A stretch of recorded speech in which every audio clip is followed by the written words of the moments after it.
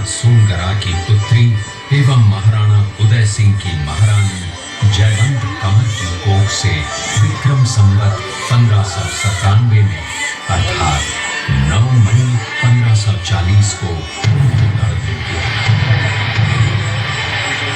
बाल्यकाल चित्तौड़गढ़ में गुजरा।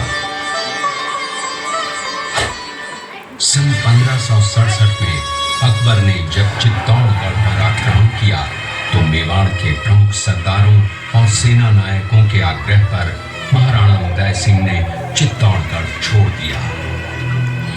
अपने देश, कुल, गौरव और मातृभूमि की मर्यादा के लिए प्राण न्योछावर करने वाले योद्धाओं और लड़नाओं से प्रताप ने न केवल सीख ली बल्कि ये घटना उनके जीवन का आधार बन गई।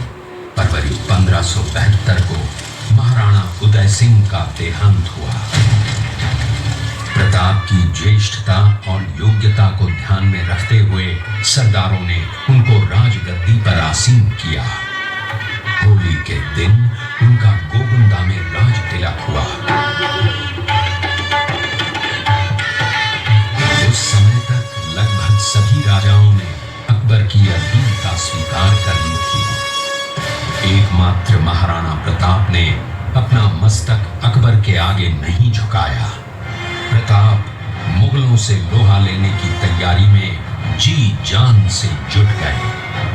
18 जून 1576 की सुबह हल्दी घाटी और खमनोर के मध्य एक मैदान में ऐतिहासिक युद्ध हुआ।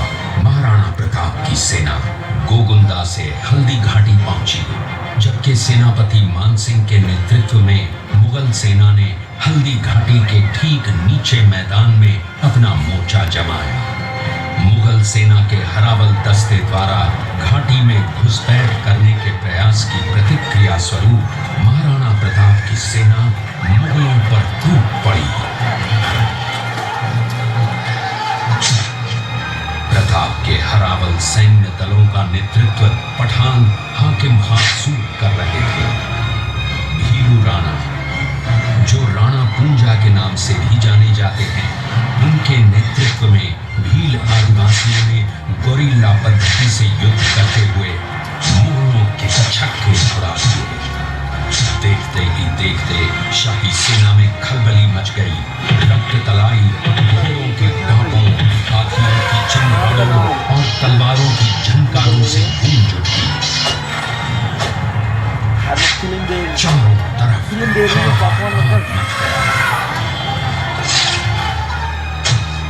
युद्ध का घटनाक्रम अचानक उस समय बदल गया जब प्रताप ने अपने घोड़े चेतक को एड़ लगाकर मानसिंह के हाथी पर चढ़ा दिया और उस पर भाले से भरपूर वार किया।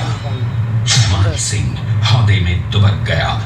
हाथी से उतरते समय चेतक की एक टांग कट गई।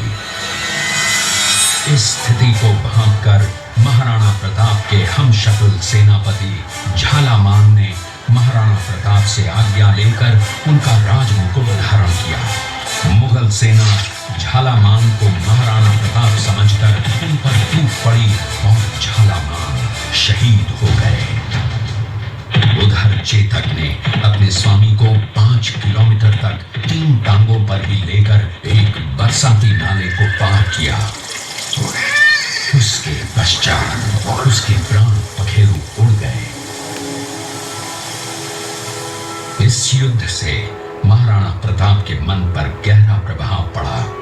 परिणाम स्वरूप उन्होंने मुगलों पर विजय प्राप्त करने तक राजसी ठाट बाट छोड़ने और पत्तों पर भोजन करने का प्रण लिया, जिसे उन्होंने जीवन भर निभाया।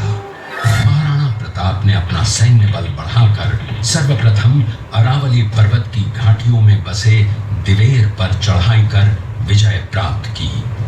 इसके बाद कुंभलगढ़ पर भी विजय प्राप्त की। सिर्फ चित्तौड़गढ़ को छोड़कर सारे मेवाड़ को अपने अधीन कर लिया। कालांतर में महाराणा ने चावंड में अपनी राजधानी स्थापित की।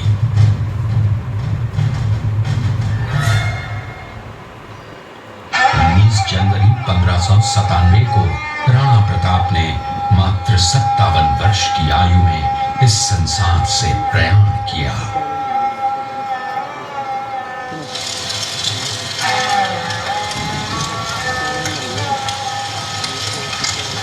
हल्दी घाटी का युद्ध एक सांप्रदायिक युद्ध न होकर आत्मसम्मान, मातृभूमि की स्वतंत्रता व स्वाधीनता का संघर्ष था। इसका प्रमाण यह है कि जहां पर अकबर की सेना के सेनापति जयपुर के राजा मानसिंह थे, वहीं पर महाराणा प्रताप की सेना के सेनापति काबुल के हाकिम खां सूर थे। महाराणा प्रताप स्वतंत्रता की वेदी पर एक ऐसा अंगारा था जो आत्मसम्मान व देश गौरव के लिए दिन रात जलता रहा, धधकता रहा और अंत में बुझकर भी उसने देश में ऐसा लौह भर दिया जिसकी प्रखर किरणों ने भारत माता को गुलामी की जंजीरों से मुक्त कराने के लिए सदा प्रेरित किया। आगे की तरफ एक्सिट की तरफ आगे बढ़ो, साथ में धीरे धीरे आगे चलो, एक्सिट की तरफ।